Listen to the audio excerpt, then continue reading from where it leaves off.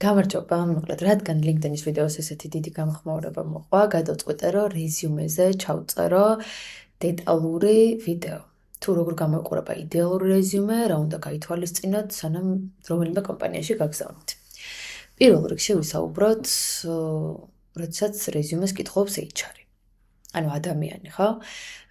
ნებისმიერ ადამიანს სურს, რომ გახსნას ფაილი და წაიკითხოს ინფორმაცია მოკლედ, ლაკონურად, კომპაქტურად და ზუსტად ის ინფორმაცია მოიკითხოს, რა ინფორმაციაც სჭირდება კონკრეტული ვაკანსიისთვის. ამიტომ ნებისმიერ შემთხვევაში რეზიუმე უნდა იყოს ძალიან მოკლე და თქვენს გამოცდილებას უნდა გადმოსცემდეს ვაკანსიის აღწერილობიდან გამომდინარე. ანუ ნებისმიერი სხვა გამოცდილება, რომელიც წარსულში გქონდათ, არ არის რელევანტური, რომ რაღაც კონკრეტულ ვაკანსიაზე გამოიყენოთ. ამიტომ რეზიუმე შეადგინეთ ერთგვერდიანი და დაიტანეთ მხოლოდ ის ინფორმაცია, რომელიც კონკრეტული ვაკანსიისთვის გჭირდებათ. შესაბამისად, კონკრეტული ვაკანსიისთვის შედგენილი რეზიუმე არის ყველაზე კარგი რეზიუმე. ხო, ანუ ესე ერთ რეზიუმეს არ გზავნით ყველგან, თითოეული კომპანიისთვის ვადგენთ ინდივიდუალურად რეზიუმეს და თან ახლა ხელოვნური ინტელექტის გამოყენებით ეს ყველაფერი ძალიან მარტივად არის შესაძლებელი. შეგიძლიათ გავიზიაროთ ვაკანსიის აღწერილობა, თქვენი რეზიუმე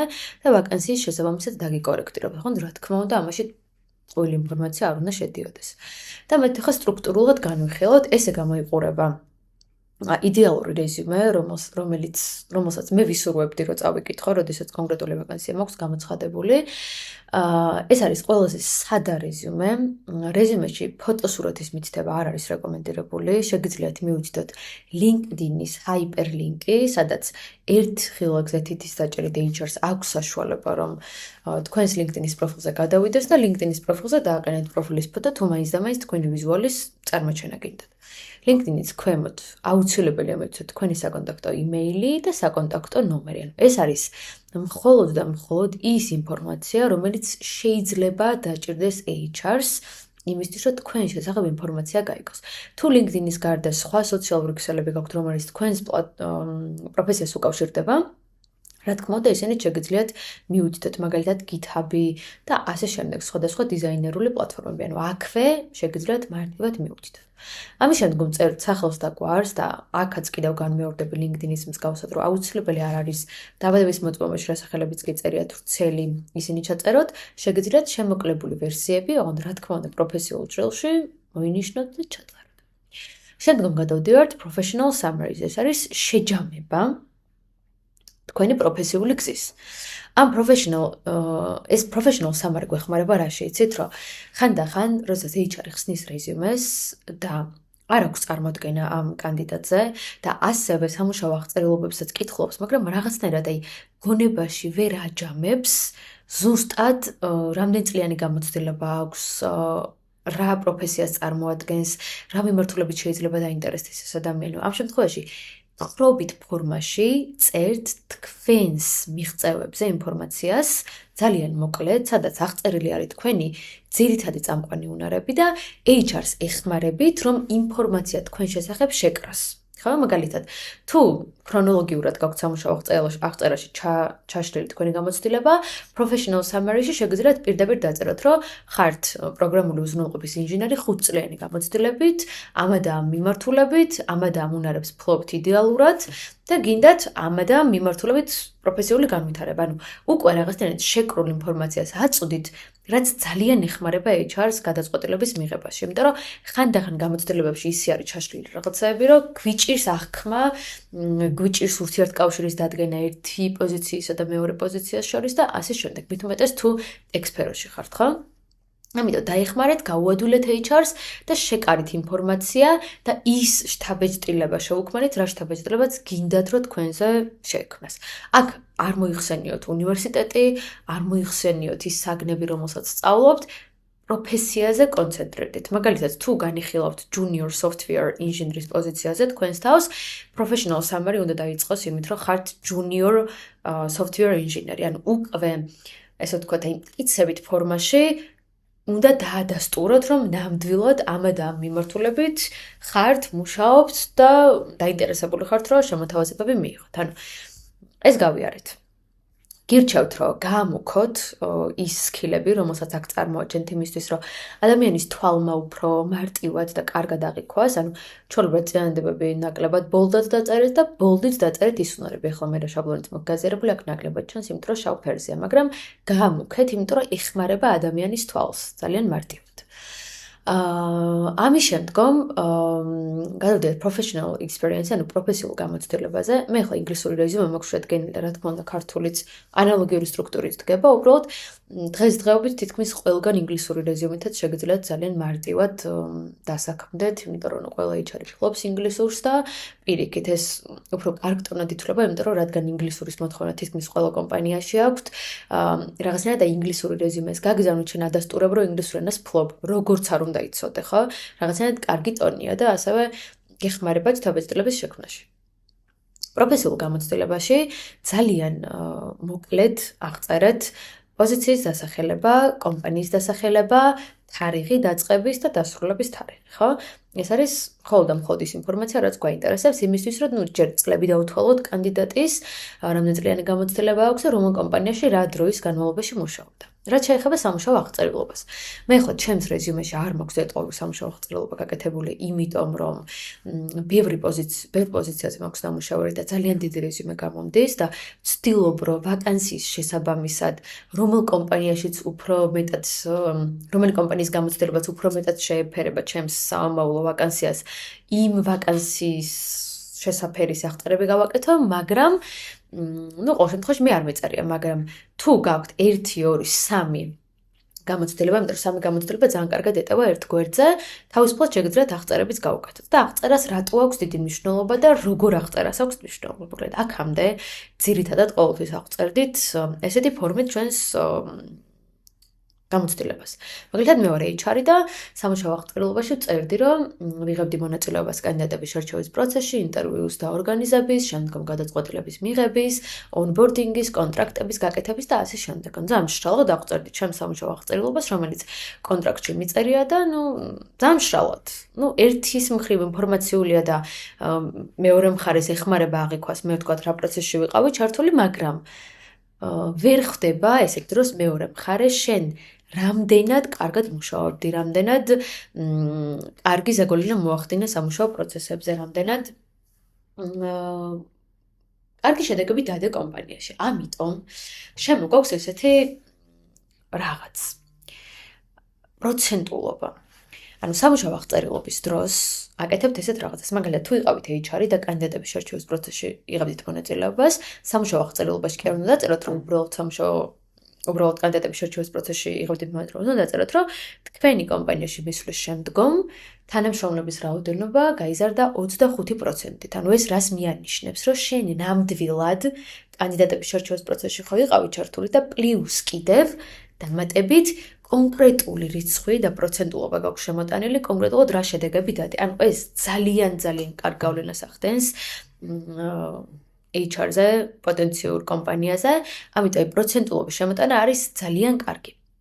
და გამოვიყენეთ, თუ იყავით მარკეტინგში, მაგალითად, როგორ გაიზარდა გაყიდვები თქვენი მისვლის შემდგომ, თუ იყავით გაყიდვებში, კონკრეტულად რა მოგება მოუტანეთ კომპანიას და ასე შემდეგ. ან რაღაცა თუ ფინანსური მენეჯერი იყავით, კონკრეტულად რა თანხები დააზოგინეთ, ოღონდ რა თქმა უნდა, ეს ყველაფერი კონფიდენციალურობის ფარგლებში უნდა დაწეროთ. ეს გაითვალისწინეთ აუცილებლად, იმიტომ რომ ძალიან კარგ თავდაცდილებას ტოვებს მსგავსი ტიპის აღწერები. ოღონდ კონფიდენციალური ინფორმაცია არ გამოიტანოთ, რა თქმა უნდა, და არ დაასახელოთ რაღაცა რეალური რიცხვები, დაასახელეთ პროცენტები, ესეთ შემთხვევაში ვერ შეგედავებათ. რაც შეეხება ქრონოლოგიას, აუცილებლად უახლესიდან უძველესისკენ მივიდივართ, იმიტომ რომ HR-ს აინტერესებს ეხლა სათხართ, ანუ HR ჭირდება დაახლოებით 7 წამი რომ თქვენი რეზიუმე გახსნას. ამიტომ ვკითხულობ პირველი, მე რასაც ვკითხულობ, ეს არის ბოლო სამუშაო აღწერილობა, იმიტომ რომ მაინტერესებს ეხლა სად არის კანდიდატი, თუ უწერია რომ არის senior .NET software engineer-ი, ჩემთვის აი ქვედა გამოცდილებების წაკითხვა უკვე მეორე ხარისხოვანი ხდება, იმიტომ რომ რადგან დღეს senior-ია ვფიქრობ, ესე იგი ამის საფუძველს რაღაცა აძლევს და უკვე შედარებით ნაკლები ძალისხმევით ვკითხულობ, მაგრამ თუ უბრალოდ software engineer-ი უწერია, ჩავდივარ და მე წლებს ვითვლი და წლების გამოთვლით ხვდები დაახლოებით senior-ი იქნება middle თუ strong middle. ამიტომ ეხლა სათხართ ამის წარმოჩენა იდეალურად შეგიძლიათ აი ამ ბოლო პოზიციის დეტალურად აღწერით. ამის შემდგომ გადავდივართ განათლების ველზე და განათლების ველშიც აუცილებლად უნდა გქონდეთ ჩაწერილი სერტიფიკატების ლინკებს თუ მიუჯდებთ, კარგი იქნება კონკრეტული წლებით და განსაკუთრებით მათ, ვინც ეხლა იწყებთ კარიერულ განვითარებას და რეზიუმეში ჩასაწერი ინფორმაცია არ გაქვთ, შეგიძლიათ გაიაროთ პრაქტიკული კურსები და თუნდაც სამუშაო გამოცდილებაში ჩაწეროთ პრაქტიკული კურსი და ამ კურსის აღწერა, ანუ უშუალოდ ამ პრაქტიკული კურსის გავლის პროცესში რა პროფესიული უნარები გამოგიმუშავდათ იდეალურად შეგიძლიათ მოარგოთ.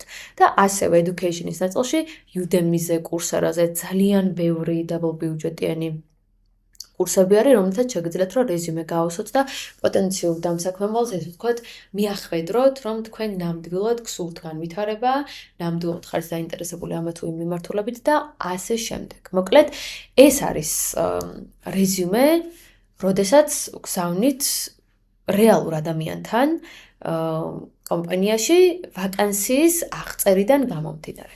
ეხლა მოდით განვიხილოთ ძალიან ბევრ საერთაშორისო და მათ შორის უკვე ქართულ კომპანიებში დაინერგა ATS სისტემა. ATS სისტემა არის applicant tracking სისტემა, რომლის მეშვეობითაც იმისთვის, რომ HR-ების ადამიანური რესურსი დაიზოგოს, მოკლედ დაწერილია სოფტი, რომელიც ავტომატურად ფილტრავს შესაბამის და შეუსაბამო რეზიუმეებს.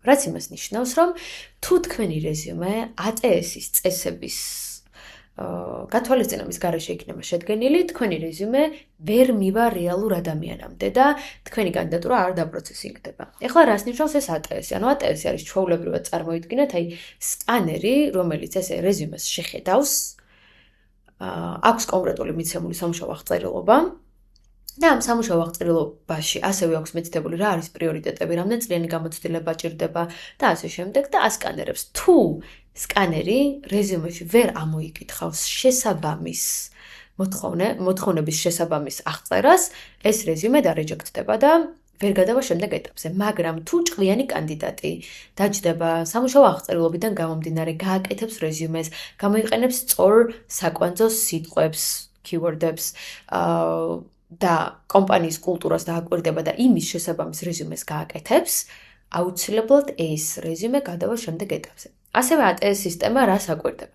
ATS სისტემა ვერ კითხულობს ფოტოს, ვერ კითხულობს დიზაინებს, ვერ კითხულობს რაღაცა გაურკვეველ შრიფტებს, არ უყვარს სხვადასხვანაირი შრიფტები, უყვარს, როდესაც რეზიუმე არის სექციებად დაყოფილი, აი ჩვენ შემთხვევაში როგორც არის professional summary, people experience, education და კიდე პროექტებიც, ანუ ნებისმიერ რაღაც შეგიძლიათ სრულისამებრ ჩაამატოთ, ხო?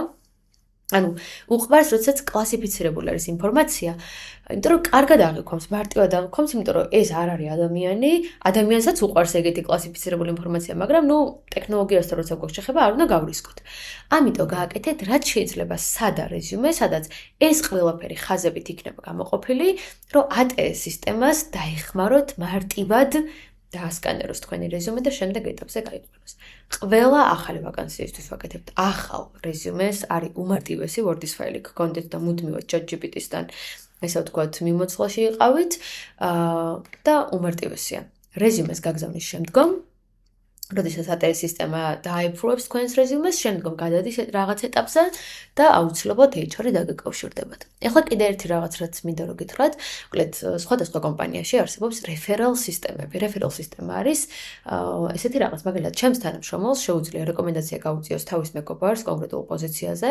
ესეთ შემთხვევაში, ჩემი კომპანიის შემთხვევაში ვიძახი, უბრალოდ უცხო ადამიანის შემოსული რეზიუმე და დარეფერალებული რეზიუმე ერთმანეთისგან განსხვავდება, ანუ შედარებით უფრო ნაკლებ პრიორიტეტულად განიხილება უცხო არხებიდან შემოსული რეზიუმე, ვიდრე დარეფერალებული.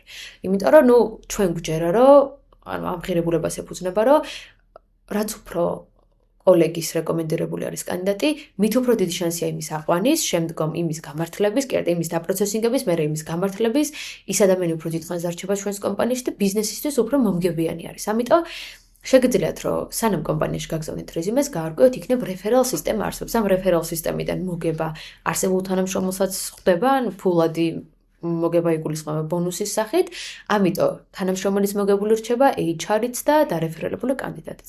შეიძლება წინასწარ გაარკვიოთ, სანამ რეზიუმეს გაგზავნით კონკრეტულ კომპანიაში.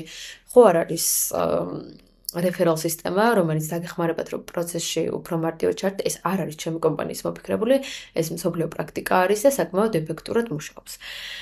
რაც შეეხება კიდე ერთი საკითხი, რისის დაზუსტებაც მინდოდა, მოკლედ რეზიუმე აუცილებლად გქონდეთ PDF ფორმატში შენახული და PDF ფორმატი გაგზავნეთ, იმიტომ რომ სამუშაო ფაილის გაგზავნა არ არის არაპროფესიული, მოკლედ არაეთიკურია რა, ესე რომ აგიხსნათ ძალიან მარტივად.